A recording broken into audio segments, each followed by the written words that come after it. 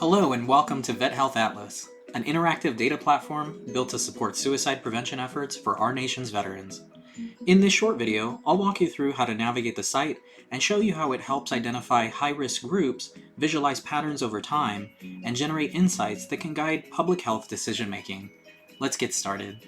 When you land on the VetHealth Atlas homepage, right away you'll have access to interactive visualizations that reflect trends in veteran suicide across the United States from 2001 to 2020.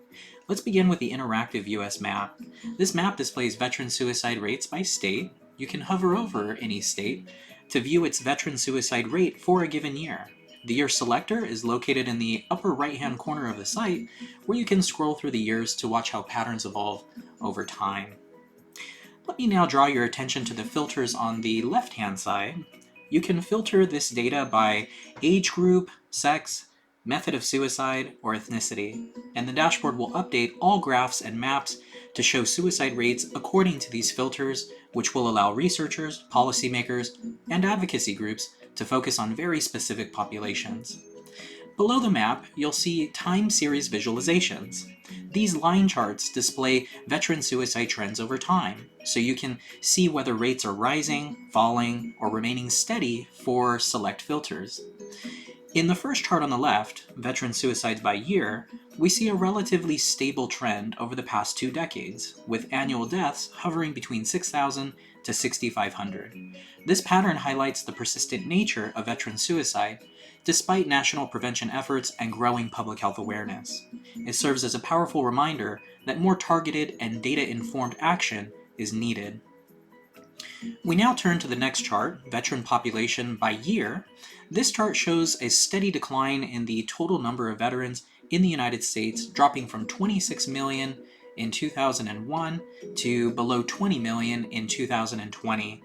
This reduction reflects demographic changes as older generations age out and fewer individuals enter military service in recent years. This trend is especially important when considering suicide risk, not just in absolute numbers, but in proportion to the shrinking veteran population. Finally, we look at the state population by year, which tracks overall population growth across the US during the same time period. Unlike the veteran population, the general population is steadily increasing, climbing from 285 million in 2001 to more than 330 million by 2025.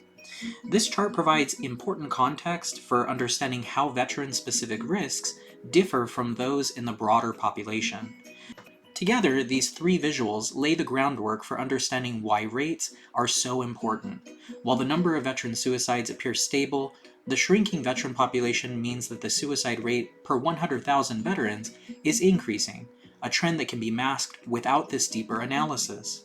VetHealth Atlas is designed to surface these nuances so stakeholders can make more informed decisions and direct resources where they are most needed. Now, if you navigate from the map to the Trends tab, you will see projections for future suicide trends based on past patterns. These forecasts are powered by statistical models like ARIMA and GLARMA and give insights into emerging risks before they become long-term trends. This kind of modeling supports proactive planning, especially for state-level mental health programs. Let's now take a closer look at these charts, which break down veteran suicide deaths by age, race, gender, and method over time. In the top left, we have death by age. This chart shows how suicide deaths are distributed across 4 age groups from 2001 through 2025. In the early years, but over time, the red line, veterans aged 55 to 74, surpass it. This shift occurs around 2009 and continues through the 2020s. The green line, for those aged 18 to 34, remains relatively steady, though slightly increasing until 2017, and then begins to level off. Veterans aged 75 and older, shown in the blue line, have the lowest suicide numbers, though there is a slight upward trend in recent years. This age breakdown helps us identify which veteran cohorts are most at risk during specific time periods, which can inform age-targeted prevention strategies. To the right is the deaths by race chart. The red line, which represents white veterans, dominates the data across all years, with suicide deaths consistently over 5,000 persons annually. All other racial and ethnic groups, such as Black veterans, American Indian or Alaskan Native, and Asian or Pacific Islander, are represented in much smaller numbers. This visualization highlights the demographic weight of suicide among white veterans, but it also raises questions about the underreporting or underrepresentation of other groups, which may need further analysis or improved data capture. Moving to the bottom left, we have death by gender. Here the orange line for male veterans shows a clear and consistent trend of more than 6,000 deaths per year across the dataset.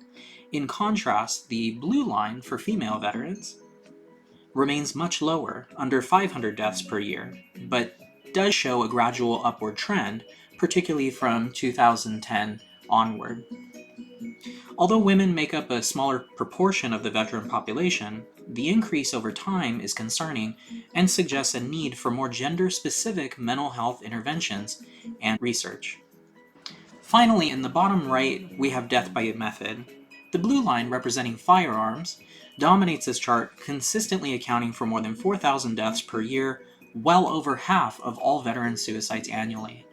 The other methods, we have poisoning, indicated in pink, suffocation in yellow, and other or low-frequency methods highlighted in red. They occur far less often, but still show subtle shifts over time. Notably, poison and suffocation have gradually increased since 2005. This breakdown reinforces the important role that firearm safety, access reduction, and lethal means counseling must play in veteran suicide prevention.